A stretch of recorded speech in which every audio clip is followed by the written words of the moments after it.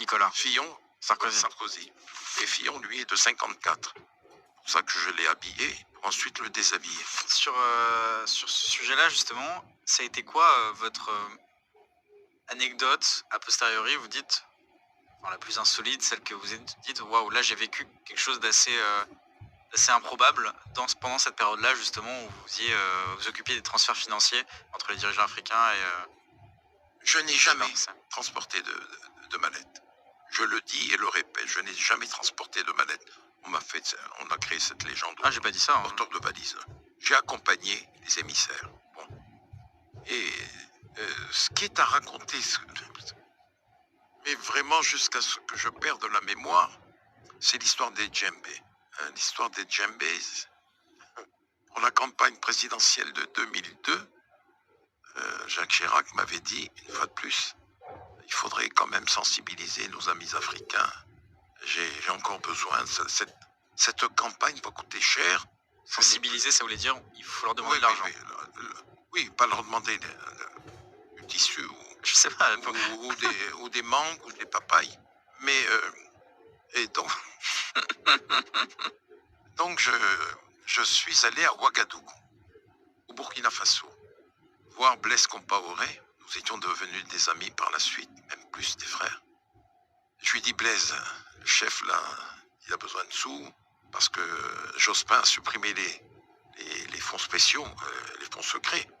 Jospin avait serré la vis. Il me dit, il n'y a pas de problème, c'est dur actuellement pour le Burkina Faso, mais je trouverai le moyen, je te préviendrai. Et quelques jours après, je rentre à Paris, bien entendu, et je reçois un appel de Blaise. Il me dit, je t'envoie Salif Diallo, son ministre d'État, l'homme politique le plus proche de lui, l'homme des secrets. Ce dernier arrive à Paris, me téléphone, et je vais le voir à son hôtel. Il me dit, tu as pris le rendez-vous avec le chef? Je lui dis oui. Tu as rendez-vous un dimanche à 19h avec le président et Villepin. Tout se passait dans le bureau de Villepin, pas dans le bureau de Chirac. Et je lui dis, tu as un rendez-vous à 19h et on portera les fonds. Et il me dit, ben, on va passer dans... Il avait une grande suite, on passe dans le salon. Et là, dans le salon, je vois 4 djembés debout. Je dis, mais il y a un orchestre pour Kinabé, je sais pas. J'ai pas été Qu'est-ce qui est averti. prévu Il me dit, non, ça, c'est pour le vieux. Comment? Le vieux, c'était qui? Chirac. Oui. Je dis, comment pour le vieux? Il n'attend pas les djembés, le président. Il me dit, non, l'argent est dedans. Je dis, les djembés? Il me dit, oui. C'était... les magistrats français s'intéressaient à l'argent venu d'Afrique, vous savez. C'était au moment de l'affaire Elf, l'Angola Gate, les biens mal acquis, tout ça, vous savez. Il y avait un fantasme qui était né. Il fallait être très prudent. Il n'y a pas de problème, mais 4 djembés dans la voiture de l'ambassadeur du Burkina, ça rentre pas, Salif. Il me dit, non, tu viendras avec ta voiture. Je lui dis, mais moi, je conduis pas. Je peux pas porter, moi. Il me dit, alors tu fais venir ton fils. J'ai un fils qui a aujourd'hui 51 ans. C'était en 2002. Costaud, Olivier. Et bel homme aussi. Et le dimanche, je viens avec ma voiture à l'hôtel de l'émissaire du Burkina. Il en met 2 dans le coffre de la voiture de l'ambassadeur du Burkina. Moi, j'en mets 2 dans... Et on rentre dans la cour d'honneur. La cour d'honneur un dimanche après-midi. Cour d'honneur de l'Élysée. De l'Élysée, bien sûr, pas du zoo de Vincennes. De l'Élysée. Et les gendarmes étaient là, mais prévenus. Et qui me connaissaient parce que j'étais un visiteur régulier du palais. Donc on rentre les 2 voitures, ils nous voient sortir, ouvrant les ne pose pas de questions. Le gendarme ne pose pas de questions. Le secrétariat du président avait donné les instructions.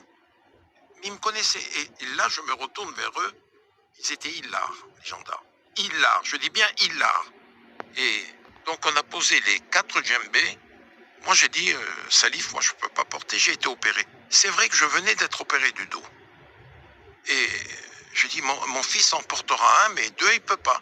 Alors j'ai appelé la secrétaire de Villepin, je lui ai dit, Nadine, il y a un problème. Il faudrait que vous veniez nous aider.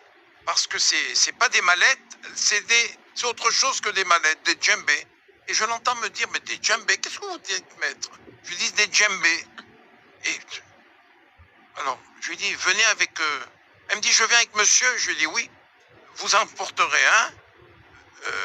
Villepin en porte un, le ministre d'État en porte un, et mon fils en porte un.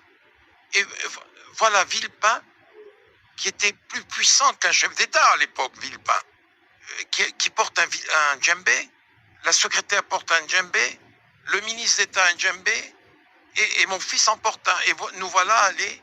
Faut se mettre devant le micro. Faut se mettre devant le micro. On se retrouve dans le bureau de Villepin. Et on a installé les quatre djembés entre nos deux fauteuils et le fauteuil qu'attendait le président de la République. Vous voyez un peu, djembé, c'est haut comme ça.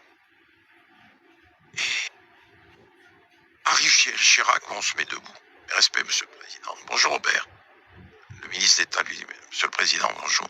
Voilà, je vous apporte le témoignage de reconnaissance, d'amitié, de fidélité de mon président.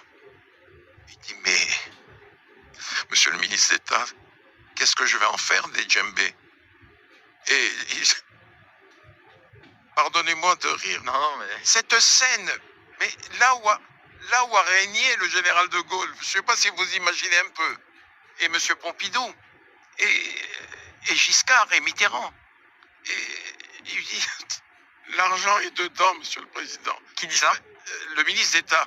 Moi, je ne parle pas. L'argent est dedans, parce qu'il faut être prudent, monsieur le président. Il dit, mais comment je vais faire ça? Il dit, mais il faut retourner le djembé, monsieur le président. Et il y a les cordes en bas, et Chirac de dire à Villepin, mais Dominique, vous êtes outillé pour ça? Il dit, oui, je crois, je vais appeler, aller au secrétariat. Villepin sort de son bureau, il revient avec des ciseaux. Des ciseaux, mais... Seigneur. Il y a quand même un ministre d'État étranger. Et nous sommes là où réside la France, l'Élysée. La France, pas simplement le président de la République française, c'est la France. Et j'ai assisté à ce spectacle, à nul autre, pareil que je ne voudrais jamais revivre, hein, pour la dignité de mon pays. Et les deux hommes retournent les quatre djembés, et Villepin de couper le cordage, de retourner le djembé, et l'argent dévale. Ils ont ouvert les quatre djembés. Il y avait donc une masse d'argent, de billets que du liquide. dans le bureau du président de la République. Du secrétaire général de l'Élysée. Mais enfin, il est là, le président. Le président, c'est la France, monsieur. On peut ne pas aimer Macron. Macron, c'est la France. On peut ne pas aimer Hollande. Hollande, c'est la France. On peut ne pas aimer Sarkozy. Sarkozy, c'est la France. Et demain, ça sera quelqu'un d'autre. Ou quelqu'une d'autre. Et là, on a vu un flot de billets de 5 $. 5. Et Chirac de dire, mais qu'est-ce que je vais faire de tous ces billets de 5 $, moi? Il faut les changer.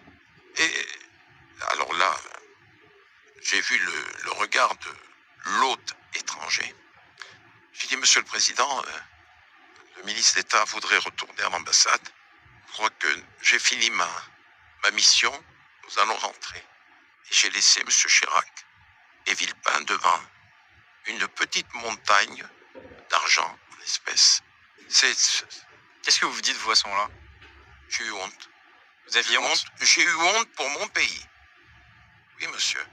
Parce que, quelque temps après, au cours d'une autre affaire, j'ai demandé à être interrogé par le pôle financier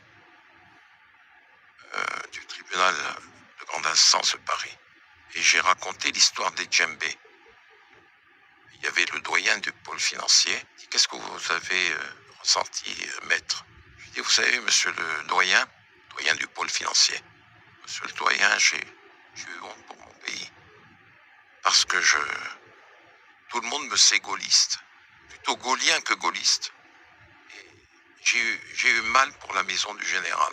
J'ai eu honte, vraiment, j'ai eu honte. Mais c'est une scène qui me fait rire, mais qui me fait rire de tristesse aussi. qui serait digne d'une comédie, on pourrait l'imaginer dans un film d'une comédie. Mais c'est tragicomique. Ce qui est intéressant, c'est que vous dites que vous avez honte à ce moment-là. Est-ce que quand vous allez voir le président africain, que vous lui demandez de l'argent, déjà dès ce moment-là, quand il vous dit bah, c'est difficile pour mon pays, pour le Burkina Faso actuellement c'est difficile, est-ce que dès ce moment-là vous dites quand même, je viens d'une grande puissance, je demande un pays qui a des difficultés, je lui demande de l'argent? C'est pas moi qui ai demandé. Je suis envoyé en mission. Mais c'est vous qui Je parlez n'ai- avec le Monsieur, monsieur, comprenez ma position. Je ne suis rien. Je suis un avocat. Un avocat. J'ai une carrière africaine universitaire. Il m'était difficile de dire non au président de la République. Alors, chers abonnés, nous venons de voir à travers cet extrait de vidéo comment les chefs d'État africains ont toujours financé les élections en France. Donc, comme le dit le bon vieux dicton chez nous, le mensonge n'a pas de longues jambes. Et voilà, les langues de bois commencent à se dénouer. Le monsieur dont nous venons de suivre le témoignage n'est nul autre que le fils spirituel de monsieur Jacques Foccart, qui lui-même, avec le général de Gaulle, sont des pères fondateurs du système de la France-Afrique. Nous allons y revenir plus amplement dans les prochaines vidéos. Ce que nous pouvons déjà constater de prime abord ici est que les responsabilités réellement sont partagées, car d'une part, nous avons la classe politique française vers qui les fonds africains vont pour le financement de leur campagne électorale. Et d'autre part, nous avons des chefs d'État africains qui, malgré leur gouvernement en crise et leur économie en faillite, ne s'abstiennent néanmoins pas à verser la dite taxe, si on peut l'appeler ainsi. Hein. C'est une taxe ou une rente, je ne sais pas trop. Du coup, la principale question qui en découle est celle de savoir que gagnent réellement les présidents africains dans ce deal. Et croyez-moi, une fois cette question se la pose, on ouvre une boîte de Pandore qui contient un ensemble de procédures et de procédés opaques, incestueuses, machiavéliques, voire sataniques, qui régissent, n'est-ce pas, ce système dit de France-Afrique. Nous allons prendre le soin d'en décortiquer tout cela dans nos prochaines vidéos, et en attendant, je vous dirai tout simplement de vous abonner massivement et aimer les vidéos, car l'objectif ici est de grandir la communauté pour promouvoir, n'est-ce pas, un max notre leitmotiv qui est celui de promouvoir l'éveil de la conscience collective des Africains. Donc, une fois de plus, je vous remercie et à très bientôt.